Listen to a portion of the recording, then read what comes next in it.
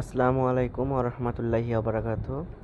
শীতের শুরুতে খেজুর গাছের খোসা বা ছাল দিয়ে হাওয়ায় উড়ানো বা বাজি পোড়ানো।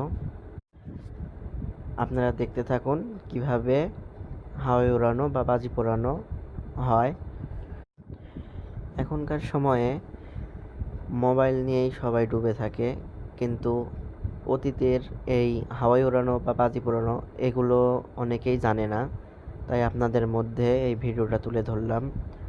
অবশ্যই আপনারা ভিডিওটা দেখবেন এবং জানাবেন যে কেমন হয়েছে। আশা করি ভিডিওটা অনেক ভালো লাগবে।